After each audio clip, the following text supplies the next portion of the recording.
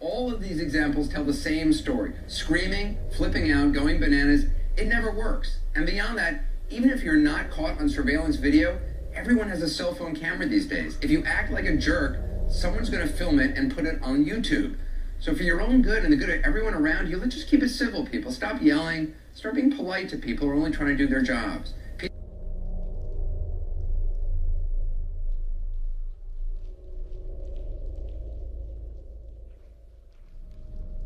Last night's episode of Kate Plus 8 on TLC, Kate was on a cross-country RV trip with her 8 kids. Her babysitter, Ashley, was also along to help out. Everything was going great. Well, not really great. It was a cross-country RV trip with 8 kids, after all, but things really started to deteriorate when one very sensitive issue came up. I'm talking, of course, about pizza.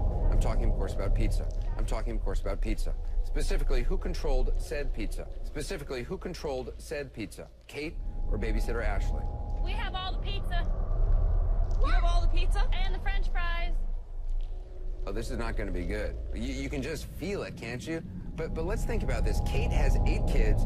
A standard pizza contains 8 slices. If the slice-to-kid ratio is in any way tampered with, the whole lunchtime balancing act goes right to hell. Well, it goes right to hell. Well, it goes right to hell. Kate's just concerned about feeding her kids, after all. You know, little Kara, Maddie, Alexis, Hannah, Joel, Leah, Colin, Aiden. Right, Steve wants 2 pieces of pizza right now. Hand it over. Wait a minute, Steve? Who's Steve? Stand by. Oh, Steve is Kate's bodyguard, I'm being told. Right, Steve wants 2 pieces of pizza right now. Hand it over. You guys can eat salads. Give him his pizza. 1 piece left. Give it to him. That was rude. What was rude? He reserved it last night. I have a hard time telling who's who. Ashley, who I think is in the van, Ashley the babysitter, Steve the bodyguard reserved it. That's right, Ashley. Kate's right. You and the kids can eat salads, after all. Because if there's one thing I know about kids, and do I know kids, is that they love a good salad. If there's one thing I know about kids, and do I know kids, is that they love a good salad. Middle-aged bodyguards can get pretty cranky if their routine is thrown off, you know, lunch, juice box, binky, nap. And this point in the saga, the good news is that Steve got his slice of pizza. The bad news is one of the kids handed it to him with their bare hands. Oh my gosh, that is disgusting. Who cares? Who handed it to you? God forbid. Sorry. Don't shout it. Literally, you handed it to a kid to hand out without wrapping it in foil. It's not a big deal. Maybe when Steve the bodyguard reserved the last slice of pizza on an RV filled with kids, he should have wrapped it in foil himself. Just thinking. Maybe he should have written, Steve's Pizza, do not touch. This means you on a piece of masking tape. That usually works. But I ask you, what about the children? What about the fries? Fries, And you please. said they were for the adults, Fries, please, right? with the salad. Yes. Okay, He didn't want Maddie handing a piece of pizza out with her dirty didn't hands ask out her the to. window. She did. Oh, and it's such a travesty. Wow. All right, it has been a long trip, and everyone's getting just a little bit snippy. All that really matters is this. Now that Steve's pizza has been sullied by the unwashed hands of a child, what is he going to eat? You want a mac and cheese? No, he doesn't eat macaroni and cheese or salad. You're acting That's like the Maddie. whole point. Yeah, Ashley, stupid Ashley, the babysitter. He doesn't eat macaroni and cheese or salad. That's the whole point. This is your job. Haven't you learned anything about the kids' moms, bodyguards, culinary picadillos? What are you even getting paid for? We will survive. Pizza is not a freaking big deal. I'm so sick of your dramatics. And alas, with that, Ashley, the babysitter, packed it in. That's right, she quit. It is a cautionary tale, really. So many lessons for all of us to learn. Wash your hands, guard your food, and if you somehow, against all odds, find a woman who's willing to help you take 8 kids on a cross-country road trip, for goodness sakes, let her divide the pizza any way she wants, or else you'll end up topping the ridiculous. And we'll have to listen to this again. But I think people are making way too much fuss about this pizza connection. New name added to our ridiculous, in which we honor folks who've said or done stuff that's, well, just kind of ridiculous. And we have a doozy tonight, so who's hungry? Tonight we give you Pizza Girl. Now, we don't know her name or really anything about her, but clearly she wants her pizza, and she wants it now. It's a little slice-of-life drama that played out at a Papa John's with extra cheese. Take a look.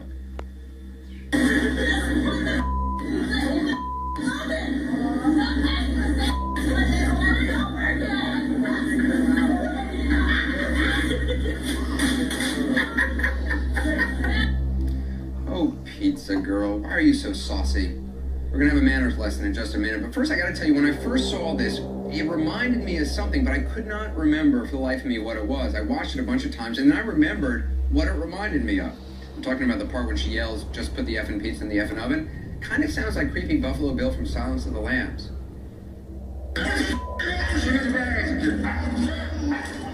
So, Pizza Girl, let this be a warning. You don't want to end up like Buffalo Bill, do you? At Mrs. Sagabini on Twitter asks, what's your favorite pizza shop in New York City? John's Pizzeria on Bleecker Street, which is right next door to my favorite ice cream place, which is Cones on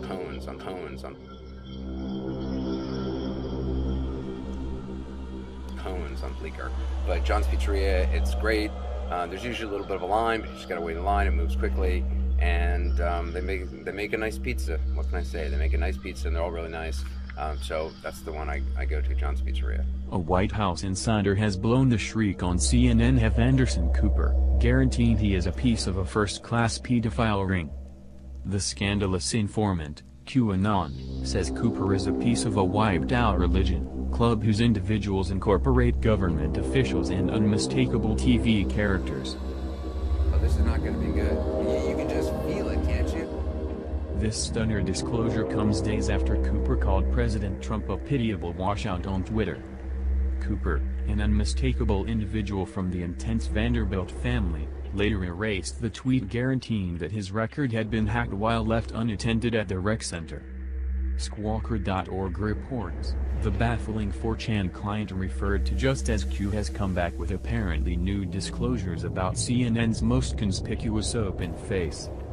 The posts being referred to include a picture of Anderson perusing a few reports. Q appearing to infer that these papers are somehow identified with the regularly reputed tip-top pedophilia ring that works in both DC also Hollywood. Here are the posts being referred to, alongside the picture itself for your own examination. As the archives being referred to are clearly difficult to make out, here is an exploded variant of what shows up on the table. On the off chance that you have any considerations in the matter of what these might be, please don't hesitate to abandon them in the remark area underneath. While it stays to be checked whether anybody will really have the capacity to interface these records to anything implicating. At any rate, all the consideration on Anderson these previous couple of days has dragged some more seasoned overlooked pictures once more into the spotlight. Counting this 1972 picture of Anderson, his mom, and late sibling Carter. A sibling who might go ahead to sadly take his own particular life at just 23 years old, by bouncing out the window of his family's penthouse. Observe the abnormal, practically mysterious light divider design over the family bed. Many have theorized throughout recent years that Anderson and his sibling likely both confronted some sort of sexual mishandle in their big-name home growing up. Mishandle that apparently drove one sibling to suicide, and perhaps prompted the other following in the strides of those same abusers. Notwithstanding reality in that announcement, unmistakably his shakiness is growing somehow. As proved by his now scandalous rebel tweet to the president. Wow.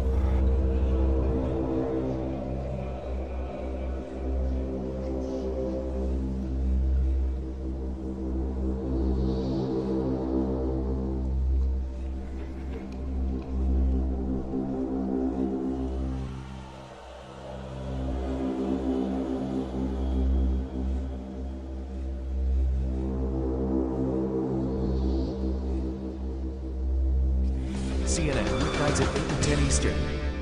Tonight, The Ridiculous, we're adding all the jokes about Herman Cain's pizza past. Now that Cain's top in the polls, it seems no one can refrain from making jokes about how he's the former CEO of a pizza place. Jokes like top in the polls, for instance. But I think people are making way too much fuss about this pizza connection. The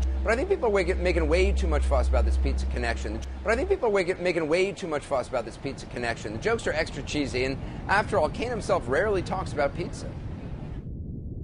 The original Godfather's crust was a thick crust that was patterned out for a New York-style crust. Chicago-style crust. It's not the price of a pizza. It's not a pizza deal. It is a collection of small businesses Godfather's pizza is the same way. Maybe you believe you're supposed to eat pizza with a knife and a fork. The pizza Eat pizza with pizza. All right, so maybe he talks about pizza a little bit. But so what? He was the CEO of Godfather's Pizza. It makes sense he would talk about it. It's not like he's obsessed. It's not like he's sang songs to the tune of John Lennon's Imagine, except that he changed all the lyrics so that it's all about pizza. Imagine there's no pizza. I couldn't if I tried. Eating only tacos or Kentucky Fried.